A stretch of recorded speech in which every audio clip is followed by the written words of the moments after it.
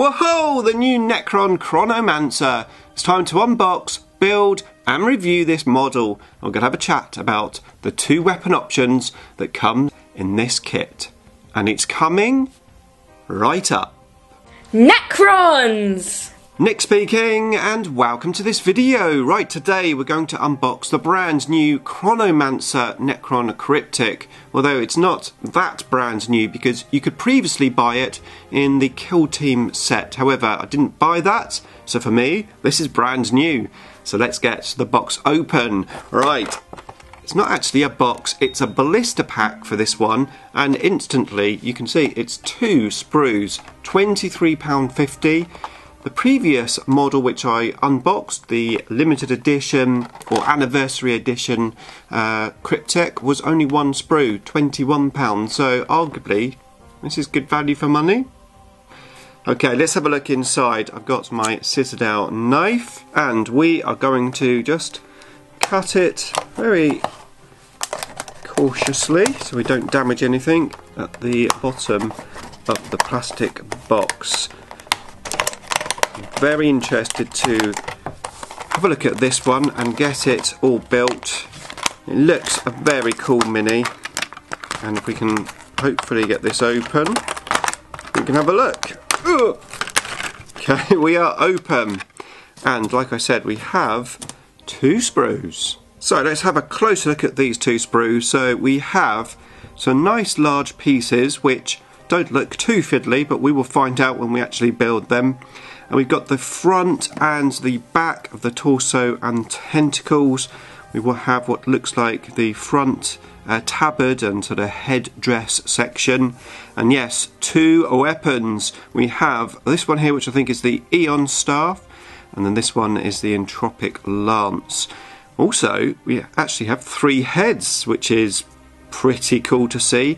This is the type of miniature which we're going to build probably more than one of in our army, so it'd be nice to have a few different options just to change them around. We'll talk more about the weapons once I've got this miniature built. On this side we've got a little spine section, and then there's an arm holding the little box, which of course is supposed to be the war gear, what's it called? Can't remember what it's called. The Chronometron is what it's called.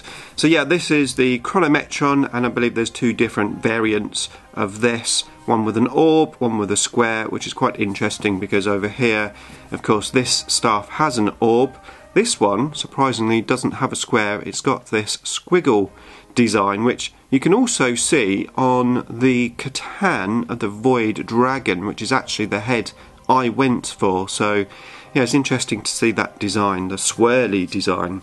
In the box we also have the base there, and we've got, it's a 40mm base for reference, and to get this out we have the instruction book, which, to be fair, doesn't look too bad to build. However, the proof is in the pudding, so let's get this built.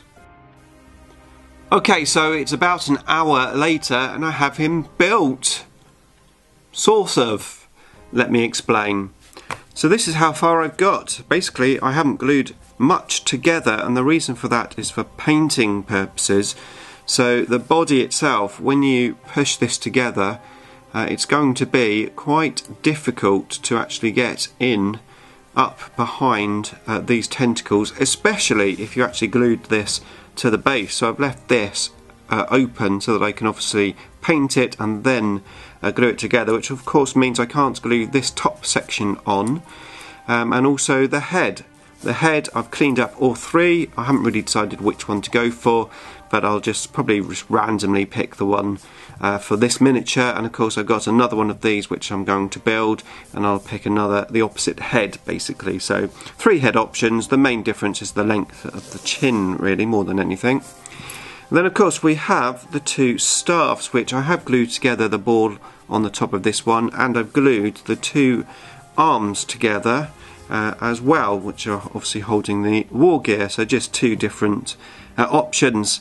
I'll just use one on one of my models and I'll use the other one on the other one, just so they look a little bit different. However, we're here now to talk about the staffs. And for reference, I didn't have any build issues with this miniature at all. It's actually very easy to build and very enjoyable to build, which, to be fair, it's been a while since I've actually said that about a Games Workshop miniature of the new releases. But yeah, this one I had no issues at all, and the fact that it comes with both war gear options is pretty cool. However, which one do you use? Because we know that Games Workshop, well, they change the rules very often, and one staff which may be really good now, well, in a few months' time, a few years' time, it might be different, and the other staff might be the one to go for. Should you really worry about stats though? Because, well, no one's really going to know what staff you've got unless you're playing another Necron player, and even then they'll probably just forget which is which, because, well, I know I do. So arguably I think the way to go here is just to go for the rule of cool. Go for the staff which you like the look of, the staff which matches the hand maybe which you've chosen, because obviously this one is square, this one is like a circular design, so maybe this one goes better with this staff, maybe this one goes better with this staff. And like I said, if you're doing more than one of these miniatures, you could just mix them up and just glue them to look different. However, you don't have to glue these staffs. Actually, they sit in the miniature very well. Let me show you. It's a bit awkward where it's not on the base for me to get this into the right position, but with a bit of jiggery pokery, hopefully I'll be able to show you how easy this is going to be once you've got it. Yeah, like I said, where it's not glued together, this is a bit more awkward. But trust me, bear with me, because this is worth knowing. If I can hold it, and of course I'm doing it all backwards, so many excuses, Nick. You're just not professional, let's face it. Right, there you go. So it's in place, and because of the way it wraps around the tentacles at the bottom and fits into the hand with a bit of a nodule, it does actually sit into place pretty well.